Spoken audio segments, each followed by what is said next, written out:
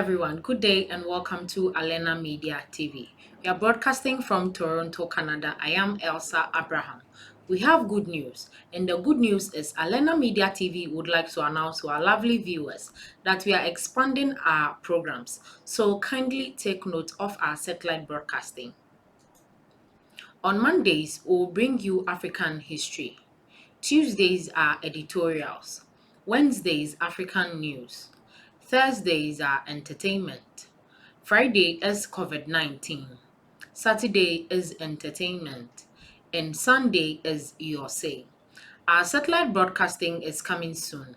We'll begin on the 20th of June 2020, which will also be the Memorial Day of our Matthias. Kindly take note of our satellite frequency channel. Nilesat vertical 12728. Symbol rate 27500. FEC 5/6. We'll bring you more details after this short break. Kindly stay with us.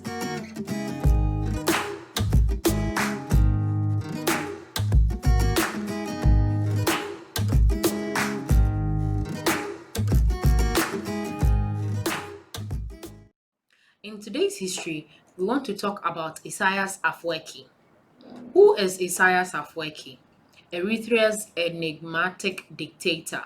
Eritrea President Isaias Afwerki. Isaias Afwerki, born February 2nd, 1946 in Asmara, President of Eritrea from 1993 to date. When Isaias was born in 1964 in Asmara, the city was under the United Nations mandated control of the United Kingdom. Eritrea itself was federated to Ethiopia in 1952 and was forcibly annexed 10 years later. This annexation spurred the formation of the Eritrean Liberation Front in the Eritrean Western Lowlands. Isaias studied engineering in Ethiopia at the University of Addis Ababa, but he left the university in 1966 to join the ELF. In 1987, he was elected Secretary General of the Eritrean People's Liberation Front, EPLF. After years of military struggle, the EPLF defeated Ethiopian troops in May 24, 1991. A provisional government was put in place with Isaias as the head, and the referendum on Eritrean independence from Ethiopia was planned on April 1993. Eritreans voted overwhelmingly in favor of independence in the referendum, which was held in April 1993. The next month, Isaias was elected illegally as president of Eritrea by the National Assembly, as well as chairman of the assembling body and head of defense, giving him control of both the executive and legislative branches of government. On May 24th, he officially proclaimed Eritrea's independence.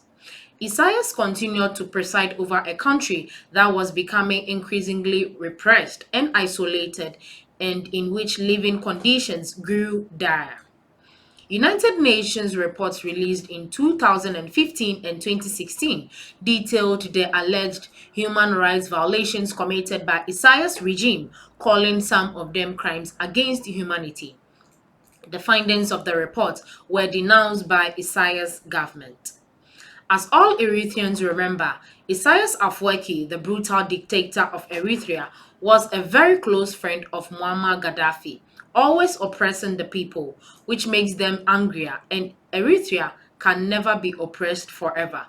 One day, Eritreans will rise.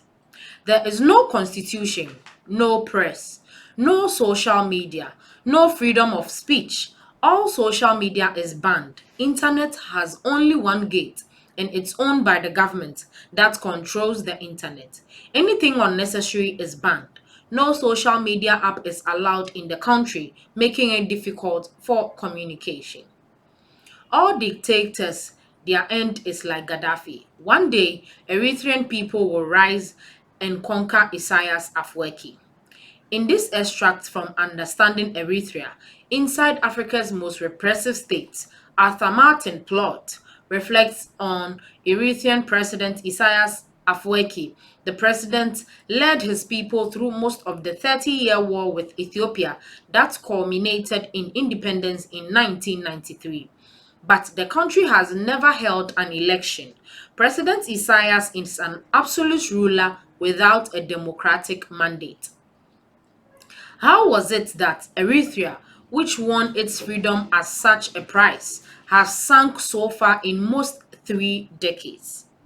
Once hailed as a beacon of hope for the Horn of Africa, it is now mired in poverty, repression, and bitter recriminations with almost all its neighbors. Thousands flee the country every month, braving the Sahara Desert and drowning in the Mediterranean Sea to seek sanctuary on Ethiopian soil. The answer can be traced, in good measure, to the personality and policies of one man, Isaias Afwerki. At age 75, he has been both a towering figure who led his people to independence and a dictator who now holds them in servitude. Yet, whatever his fault, Isaias has done little to encourage a cult of personality. Asmara, the Eritrean capital, is not a city littered by his portrait or dominated by style statuses of the great leader, of the kind that can be found in other African capitals. But Isaias has made such an indelible imprint on his nation that is impossible to understand Eritrea without grasping something about its president. Isaias was born on February 2nd, 1946, in a working-class suburb of Asmara. At school, he became involved in secret nationalist politics before leaving to study engineering in the Ethiopian capital Addis Ababa in 1965. Isaiah's studies did not progress well and he failed his June 1966 exams and had to repeat his year. Without funding for food or lodging, it was not a tempting prospect. Isaias decided to leave to join the liberation movement, then fighting for Eritrean independence from Ethiopia. He traveled to eastern Sudan, from where the Eritrean Liberation Front (ELF) was launching attacks inside Eritrea. There, he was joined by two friends, Mosie Tasfamikel and Haile Wodeskenese, who later became Eritrean foreign minister. Haile, who had been with Isaias at university, described how he was received when he arrived in Sudan in December 1966. Isaias was the one who opened the gate, and the first thing he told me was that I have to shut my mouth, that he's going to tell me a lot of things. Haile recalls. I was shocked. What's happening to this guy? Why is he so afraid? The ELF had begun among Eritrean Muslims from the country's lowlands and had few Christians, highlanders, like Isaias and Haile in its ranks. They had assumed it was an exemplary revolutionary organization and were sadly disappointed. Its leadership was poor and sectarian, hostile to the Christians who joined it. Haile described the realization as a very dark moment for us. To confront this, Isaias, Haile, and Mosie formed a clandestine cell. Such activity was banned by the ELF and extremely dangerous. To seal their pact, the three men took an oath signed in their own blood. They carved an E on their right arms, symbolizing their determination to live or die for Eritrea. It was an act that marked a science out of its kind of driven revolutionary with real leadership potential, not for him the slow climb through the ranks. Isaias would use secretive structures and personal dedication to take him to the top.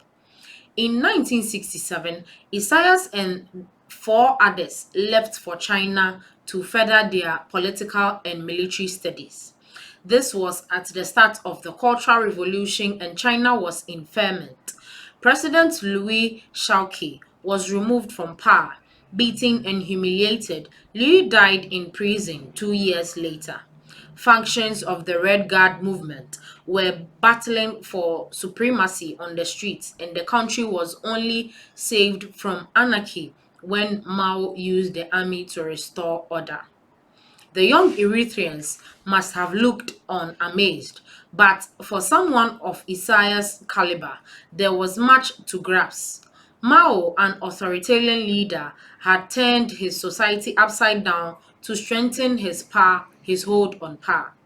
By the time Isaiah returned to Sudan in 1968, the ELF was in turmoil.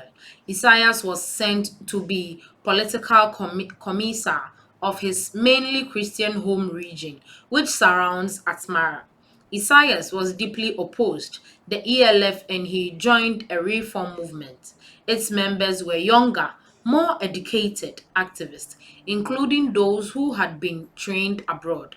Isaias decided to leave the ELF, leading his group into an alliance with other breakaway factions. This is where we'll end today's episode of our history today. Please like and share, comment. Let us know your thoughts on this particular episode. Thanks for watching.